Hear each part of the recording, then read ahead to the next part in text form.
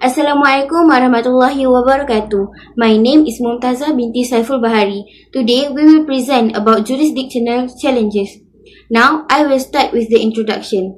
Since Independence Day, Malaysia has been practiced dual legal system, which is common law and Islamic law. By history, application of common law is influenced during British colonization. Islamic law, known as a land law, started from the century of Malacca Sultanate. After being colonized by British, matters fall under Islamic law has been decreased into personal and family law until now. After independence, our legal system has been separated into two jurisdictions. Application of common law fall under civil court and Islamic law fall under Sharia court. Common law applicable to all citizens, while Islamic law applicable only for Muslims. Issues of jurisdictional challenges often arise when overlap of powers between Sharia court and civil court. Conflict arises when one party does not obey to the jurisdiction granted in enacting law. Okay, next we move to the case that relate to this topic, which is the case of Nik Elin Zuruna binti Abdul Rashid and another versus the State Legislature of Kelantan. So, this case arose in 2019 when the State of Kelantan enacted the Sharia Criminal Code 1 Enactment 2019. The enactment introduced several new offences under Sharia criminal law. Following the enactment, the plaintiff filed a petition before the federal court. So, they sought a declaration that certain provisions of the enactment referred to as the impugned sections were invalid. So the plaintiff, which is Nik Elin Zuruna and her daughter, argued that the Kelantan State Legislature had exceeded its constitutional powers and therefore acted ultra vires the federal constitution. In response, the respondents raised several preliminary objections. Firstly, they contended that the plaintiff lacked local standi to bring the petition. Secondly, they argued that the wrong party had been named in the proceedings. In addition, experts' opinions on constitutional interpretation were submitted to assist the court in determining the constitutional issues involved. However, it is important to note that during the course of the proceedings, the plaintiffs withdrew their challenge against Section 5 and 37 subsection 1 paragraph A. As a result, the scope of the case was narrowed to the remaining impugned provisions. Next, we move to the issue. The main issue before the federal court was whether the Kelantan State Legislature had the constitutional authority to enact the impugned sections of the Sharia Criminal Code 1 Enactment 2019. In particular, the court had to consider whether these provisions were inconsistent with the federal constitution and whether they fell within the legislative powers of the states, having regard to the division of legislative powers between the federal and state governments under the 9th schedule of the federal constitution. Okay, next we move to the rule. In resolving this issue, the court applied several key constitutional principles. First, under Article 74, you need to read together with the 9th schedule of the Federal Constitution, legislative powers are divided between the Federal Parliament and the state legislatures. Criminal law falls within exclusive legislative authority of Parliament, while state legislatures may enact laws relating to Islamic law. Such powers are limited to matters expressly permitted by Constitution. Second, Article 4, Subsection 1 of the Federal Constitution establishes the supremacy of the Constitution.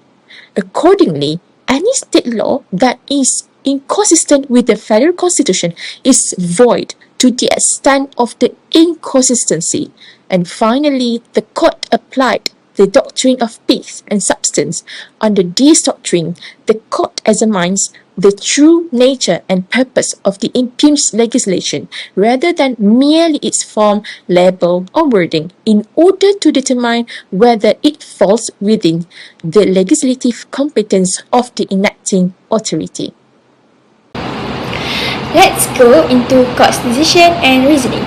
The Federal Court allowed the petition in part and held that most sections of the Kelantan Syariah Criminal Code 1 Enactment 2019 are unconstitutional. The court ruled that the Kelantan State Legislature exceeded its power by legislating on matters that falls under federal criminal law, which only Parliament may enact. Applying the doctrine of pith and substance, the court found that many offences, for instance sexual offences, gambling, prostitution, fraud, food safety and finance, were general criminal offences, not purely religious offences. Under the Federal Constitution, states may legislate only on purely religious matters applicable solely to Muslims and not covered by the federal list. As a result, Sections 11, 14, 16, 17, 31, 34, 36, 37, Clause 1, Paragraph B, 39 until Sections 45, 47, and 48 were declared invalid and void, while Sections 13 and 30 were upheld as valid state laws. Next, suggestion on resolving Sharia federal law conflict. First, the need to have a clearer legislative demarcation between the federal and state governments. Before any Sharia criminal law is introduced, it needs to be reviewed first. For example, a joint federal state committee can check whether the offence already exists under federal criminal law, and if there is overlap, it must be removed. Clear demarcation would help ensure that each level of government legislates within its proper authority. Second, the federal constitution may need to be reviewed or amended to address this conflict. The constitution should give clear examples of allowed Sharia offences, such as khalwat or not attending Friday prayer. By clarifying the scope of Sharia criminal jurisdiction, the constitution can provide better guidance and prevent similar disputes in the future, while still preserving the position of Islam. Third, the court and policymakers should summon relevant experts. Cases like Lee involve not only legal issues, but also religious and constitutional considerations. In the form of this, Sharia judges and constitutional law experts would help produce decisions that are balanced, well-informed, and sensitive to both legal and religious concerns. Next, there should be a harmonization of procedures in cases involving both civil and Sharia elements.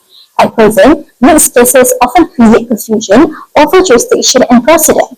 A more coordinated framework would allow both legal systems to work together smoothly and ensure fairness to all parties involved. A reference system can also be created so that Sharia courts can refer constitutional questions to civil courts without dismissing the whole cases. This helps avoid delays, confusions, and conflicting decisions. Finally, judicial training should be strengthened with exposure to both legal systems.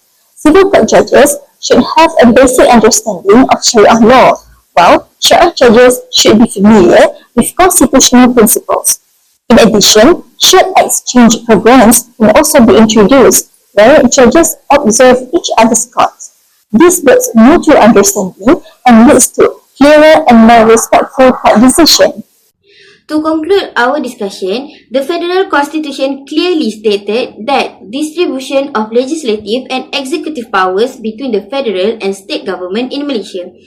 Based on Article 4, Clause 1, the Federal Constitution is the supreme law of the Federation. Any law being inconsistent with the Federal Constitution shall be void and invalid. Furthermore, it is compulsory for both federal and state authorities to obey the constitutional framework. Respecting the established jurisdictional boundaries is significant to prevent conflict and ensure the smooth, also achieve harmony of the nation's governance. That's all from us. Thank you.